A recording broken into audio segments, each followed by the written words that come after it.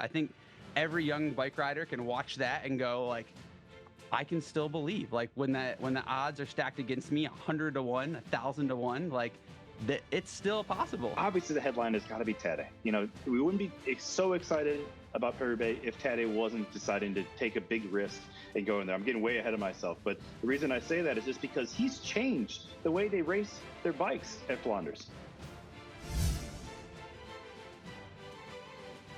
Welcome back to Beyond the Podium. Tour of Flanders Monday, the day after one of the biggest monuments in sports. We're definitely going to go back, talk about the dominance of Tadej Pogacar. The world champion lighting it up once again, doing his thing, coming across with that solo victory. Before we go too into Flanders, though, we got to time travel a little bit, go back to mid last week because we had the big win from Nielson Powless in Dwars, Vlaanderen. So we're going to revisit that American triumph at that one-day classic. Big win from Nealon and his EF Education First Squad. And then after we go back to the past, to the present with Tour of Flanders, we're going to go to the future next week. Paris Roubaix, the holy Sunday of cycling. If it wasn't Flanders, then it's got to be Paris Roubaix. Another big one coming up, and guess who's showing up? Guess who's towing the line once again? Tadej Pogacar. So lots and lots to talk about as we're in the meat of this classic season. This is as good as it gets for one-day racing in the world of cycling, and we got a lot to talk about. So to bring it in, to make it all happen with me here today is Christian Vande. Christian, it's good to see you again, man, and I'm excited to talk some classics group one-day madness with you. No, it's good to see you, Brent, as well. And yeah, we got a lot to talk about. I mean, yesterday's race in Dwars, Vlaanderen, which you mentioned, with Nielson Powless winning two fantastic races, all teeing up and really going to a big crescendo for Paris Roubaix. So yeah, like you said, if yesterday wasn't big enough, what we just saw, what's going to happen this Sunday? I mean, it's so. What we're really talking about, though, for me at least, is that obviously the headline has got to be Tadej. You know, we wouldn't be so excited about Paris Roubaix if Tadej wasn't deciding to take a big risk and go in there. I'm getting way ahead of myself, but the reason I say that is just because he's changed the way they race their bikes at Flanders. Average speed, Brent, let me have to start off with Flanders, 45K an hour. 45, like that's, it's almost impossible to do that. Even if you were on a 50cc scooter, you'd be arrested for going there, and probably your scooter's going to break, let's be honest, over the cobblestones going that fast.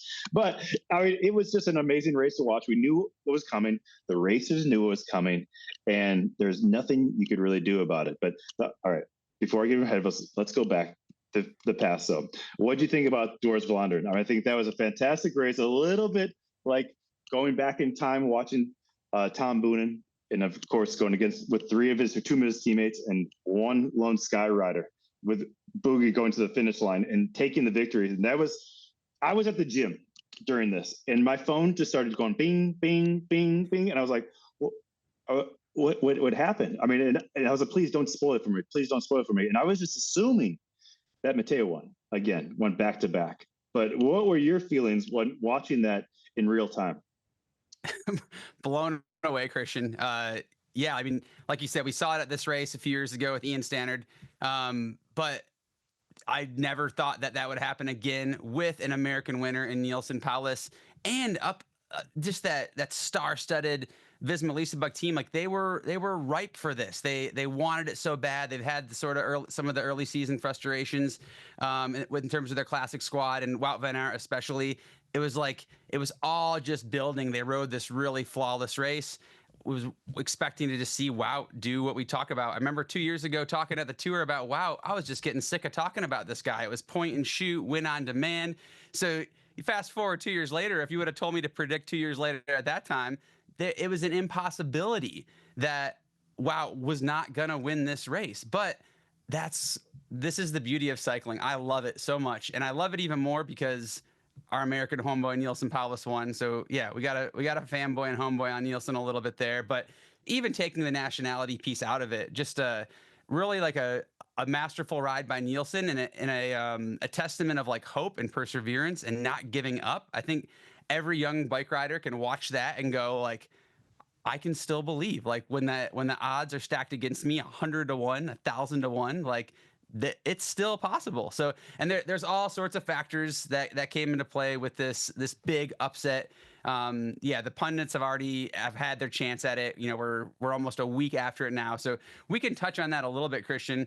I think definitely a lot of things played into that. Definitely that pressure from Wout. Yeah. That he has on himself, the team has on him, the nation of Belgium being a classics nation, and he's him as a superstar. He wanted that. He just didn't want it. He needed it. The team needed it. And there was that little bit of that sort of frantic grab.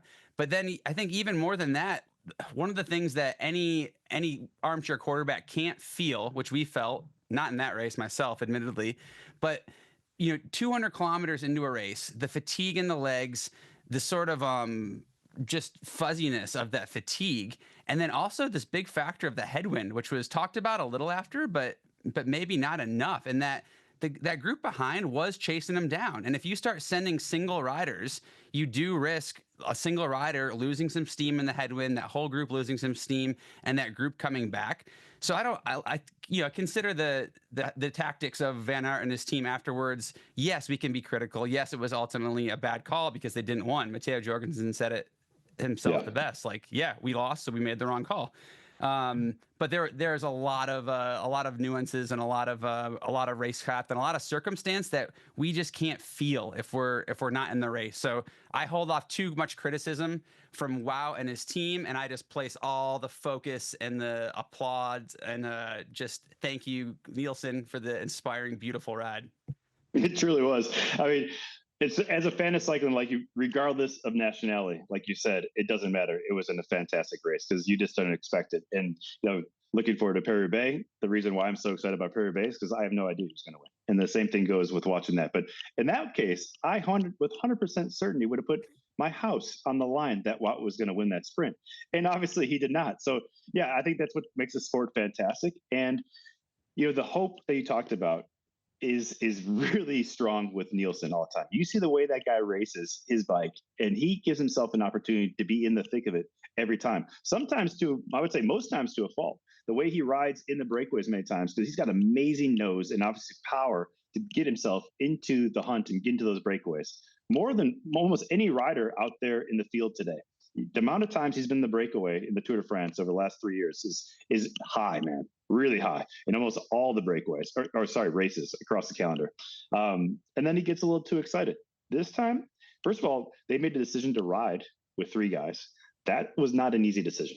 If you're EF and you're thinking, okay, what are we going to do here? And you say like, all right, we're going to ride with you. That's a big risk in the first place, because they didn't have to. They had some decent riders behind them with EF. They had a good day that day. But then they did make the decision. And then he, of course, like you said, wins it. Of course, and, Monday morning quarterback like we were doing today, you send Matteo off the frontiers or whatever. They're going to win, right? 3 against 1. They're going to win that race all day long. But they didn't, and they put all their money on one man and Wout. And to be fair, I wouldn't have questioned that if I was in the car. I don't think you would have questioned that. I don't think TJ would have questioned that. You never thought that he would be able to win. But anything goes at the end of these races these days. And the way they race, how hard they race from so far out, and if you cramp, it doesn't matter how strong you were 10K ago. You're not strong now in that sprint when you hit the gas. But that's it with Wout. And let's start moving into the Tour of Flanders. I think that he's getting better every day. What I saw from Wout, I think this big camp that he did up at altitude is starting to pay dividends. He was the only one who came this close to these races. You think back in E3, he really was on the back foot. And it takes a good 10 days till you're really at your peak for that to truly work, for that altitude camp exposure to truly work. So I think that he's going to be a strong guy going forward. Yesterday, he wasn't as strong, wasn't where he needed to be. But he got better and better seemingly, or maybe he just didn't get worse. Maybe that's the best way to put it. He didn't get worse where when he started falter. Yeah, and Matteo, I don't know if you saw the video of him. He's like, I had 2 flat tires. My right leg, my left leg. And the left leg. And this teammate just making fun of him. I mean, I liked seeing that response because there's no reason to cry about it afterwards, right? You have to laugh and you have to just move on. And for Matteo, that was his last shot at the Classic. His spring campaign is now officially over. His next race is going to be Dauphiné in the Tour de France. So that was his last shot. He didn't get the win like he did last year in Dwars, but like you said, Nielsen did. but it's all about Tadej yesterday. We all knew that he's on flying form after what he did in San Remo. I thought Van der Poel was going to give him a little bit harder shove, but in retrospect and watching that race over again, like I did this morning, seeing how hard and how many times he just continued just to punch and over punch and over and over. And there's only so many times you could, and then of course hearing from Matthew, because it took a while to hear some quotes from Matthew about how much he was actually on the limit from how long, and of course he was involved in the crash, 120K to go. That doesn't help anything either. But I it's my favorite race. It's been my favorite race for a long time, and there's really nothing that comes close. It's a mix of all the classics put together, because there's still a decent amount of climbing. There's still 6,000 plus meters of climbing, or feet of climbing in Tour of Flanders. But what gets me is the speed, dude. The speed, what they do now. Yeah, it really is. It's incredible. It really is. Yeah, it's totally incredible. And I think one of the other things I love about Pogacar's win is that he had all the other players there. There was no like what might have been like if had Van der Poel not gotten up for that crash, we would have been sitting here on Monday wondering, well, like what if he would have came back, or what if his shorts weren't ripped open and he wasn't all bruised and battered. But he did look as good as you could imagine from any time hitting the ground. And then even going to Van Aert, also riding like really persistent, really tactical, like taking his chance to sort of anticipate Pogacar over the last couple climbs, still like really in it physically, but also mentally and tactically. And then Mads also, like I think he recognizes that like like legs versus legs, when they're all on their best days, he's not going to beat Pogacar or Van der Poel, but he's also in it. He has the depth of his teammates and Jasper Stuyven eventually in the end. So like you factor in all these other hitters, these current superstars of the world of cycling, especially in the one-day races, and they all gave us every chance to believe that like Tadej could only make it happen if he was truly on his best, and he was once again. So like it's not a surprising sight to see Tadej solo away in a one-day classic and win. But what I am just continuously impressed with is the consistency that he can just replicate it over and over. Nothing bad happens to this guy. And we say a lot of times, you say in cycling, like, there's bad luck that happens, but like you make your luck too. And this guy, he did make his luck, and you didn't see his team. If you just turned on the race for the last 30 minutes, hour, you didn't really see his team featuring there. But those guys put in some work, some sweat equity to keep him out of trouble, to keep him positioned, to keep him. And there was a couple awesome shots during the coverage of Mikkel Bjerg looking back and like asking him, like, do you want me to use some energy to keep you up here? And Tadej's like, yeah, just keep it running, man. If I can just stay second line the whole race, like that's exactly where I want to be. So props to them. I think they're that when you look at that team, when you look at their dominance, we talk about them in the Tour, like almost comical budget and depth of GC superstars, but to see them be able to also come over then support their leader Tadej Pogacar in a one-day classic where some of these teams are a bit more structured and built around their leader. Really, once again, just what awesome depth of that UAE squad. Yeah, he's becoming the GOAT. Like we've been talking about this in the studio. I don't know if you guys, I don't get to listen to the studio as much as I used to, obviously, when I was apart. But he's becoming, if not already, the best of all time. And what he did and how he does it and how he's changing the way that people race. And what I love about it is that I always had a hard time with the classics team. I don't know if you did, the classics guys, and then they just go away for the rest of the year. Like, I think that's total bullshit, because now you have to go, because you have to just you're either a good bike racer or you're not a good bike racer. And obviously it's not fair to compare anybody to Tadej. I'm not doing that, but I'm just saying that to your point, these guys who really focus on the classics and the guys who can't go and do general classification or do anything else or aren't even present in the Tour de France whatsoever. And this is their focus. And then you just become, pack fodder. Because the speeds are so high, and they're going from so that these big guys with so much power don't have the capabilities late in the race to do the difference, because they're already smoked by the last 50 kilometers. And one thing that I've thought of as I was watching this race is how nervous I was when you go to sign in. and you go to sign in at Tour of Flanders, and it is like nothing you've ever seen before. These guys have been drinking since 7 o'clock in the morning already, and it is a party, right? That energy is like nothing else. No one does it like Belgium. Nobody does it like this. And when you go sign in there, you already are nervous. But when you see that, you're like, oh my God, this is real. And what a lot of people don't see, because you're not waking up and I don't blame you, at 4 or 5 o'clock in the morning to watch the first 100 kilometers. They're racing. It is DEFCON 7, man, to make it into the breakaway in the first place. And that's scary. So that's like to your point with Tadej, just never putting a foot in the wrong place.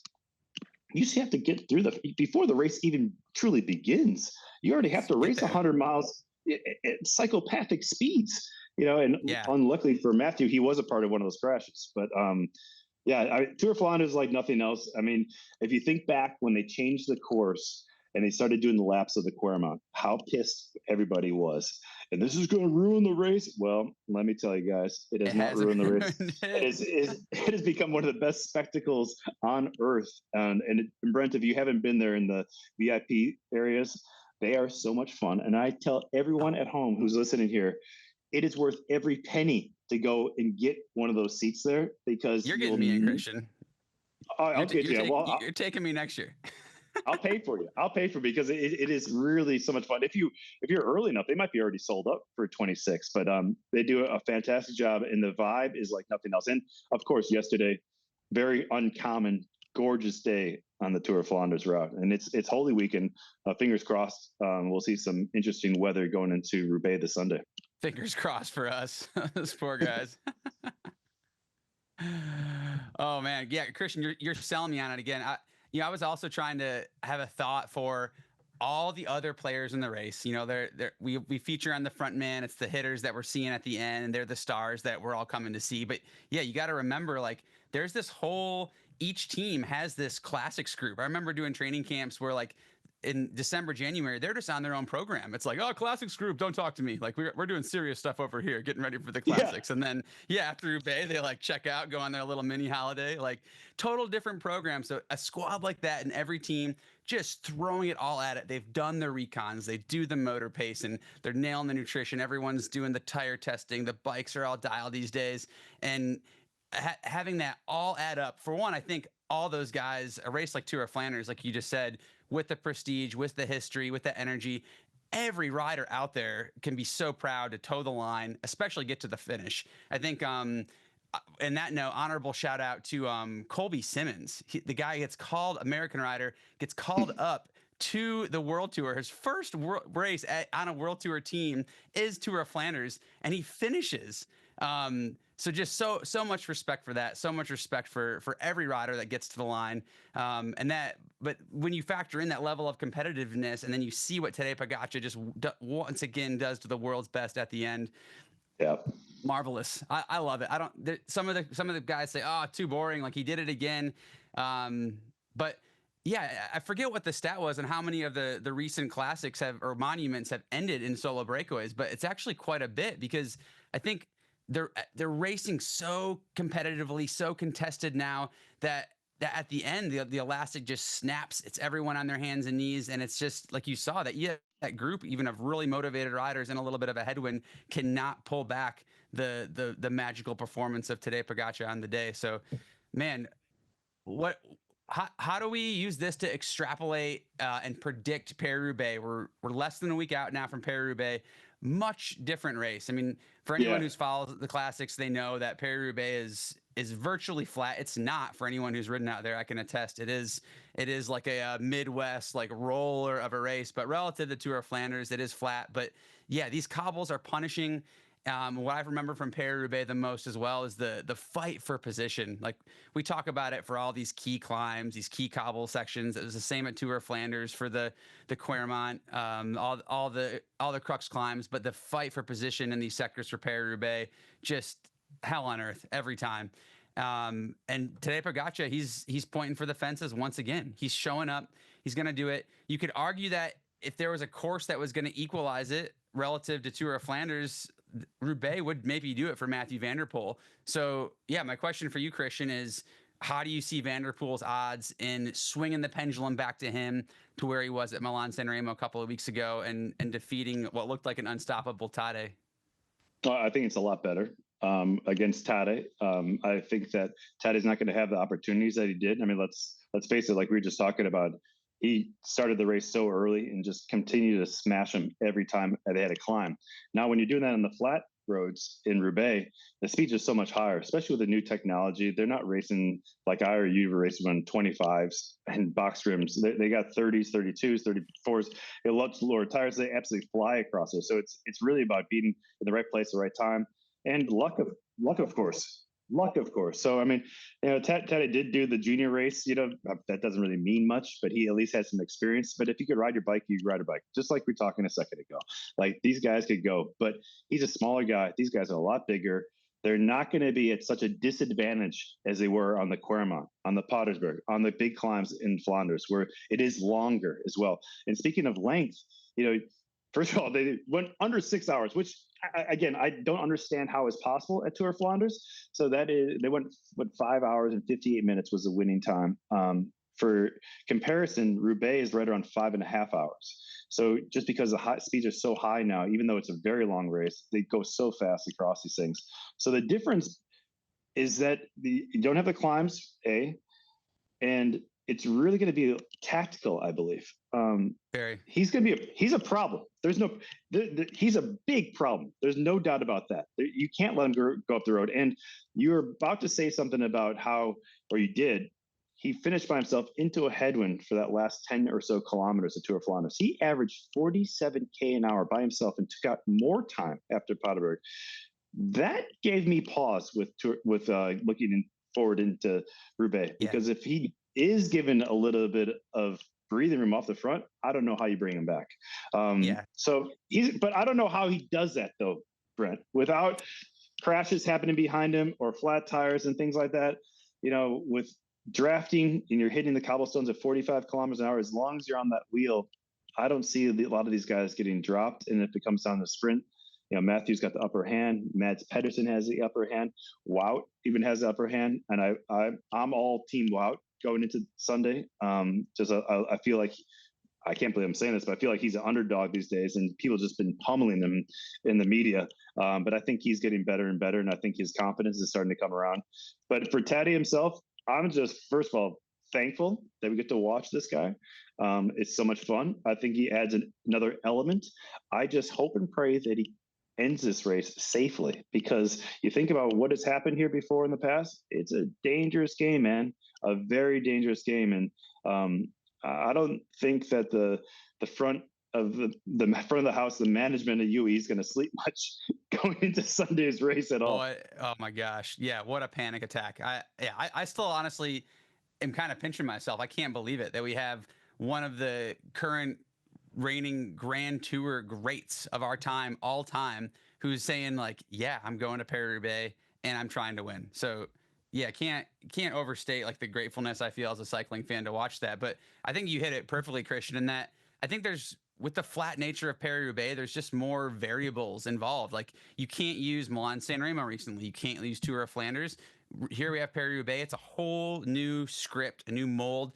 There's definitely more factor for teammates to come into play late in the race. So and with the teammates, like, you need the depth of the team, but you also just need like a little bit of luck and magic, because the likelihood that there's going to be crashes, there's going to be flats, guaranteed. There will be more in Paris-Roubaix, I would wager, than there were at Tour of Flanders or San Remo.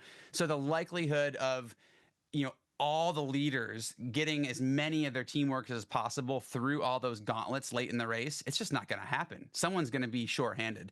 So there's definitely going to be a team factor coming in. I think Roubaix also, like, historically throws us these like sort of nail biting surprises where sort of like a dark horse, like, kind of goes away early, can ride his own race, get the rhythm, maybe pick up with links up with a teammate later.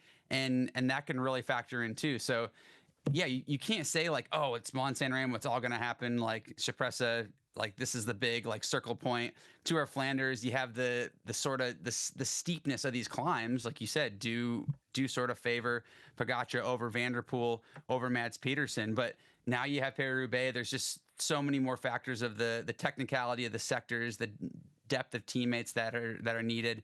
But yeah, the stat that you threw out is a sort of like, oof, is a real cause for pause, that in a headwind on a flat road, yeah, such a slight like superstar climber like Tadej he just still like, there is no weakness in this guy. So man, we're gonna have a big show on our hands. I can't wait to see what happens. And I guess we got to tune in early, because these guys are gonna be just blitzing it, right? Yeah, I mean, so the biggest thing I look at. Go ahead. Oh yeah, I was gonna say, like, if you're Mads Pedersen, you haven't won a monument, you're on awesome form, your team is great, you're actually like a big dude, so you'd argue like Mads, he feels good on the cobbles, he can go uphill too, don't get me wrong, but like he's looking at Paris Roubaix thinking like, yes, I love this. But how does he beat Tadej? I think he has to be with his team. I think when I'm thinking of teams, I'm looking at Lidl Trek, especially with Jasper Stuyven.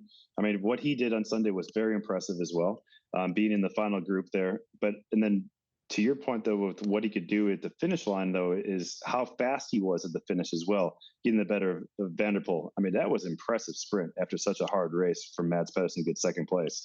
And Matthew was nowhere near. So that shows, A, Mads is strong, B, Matthew was completely over the limit for a long time, because that was easily the weakest sprint that we've seen from him in a long time. Usually he's got so much gas still left. But for Mads, I would say that his team is going to help him win here more than anything. And I think that most of these Roubaix always has some kind of at least tactical element being put in play, whether it's bad luck or good luck or just really good, strong team. And I think that Lidl Trek has a very strong team for this race. Bigger boys that could get through these harder races as long as they have some good luck.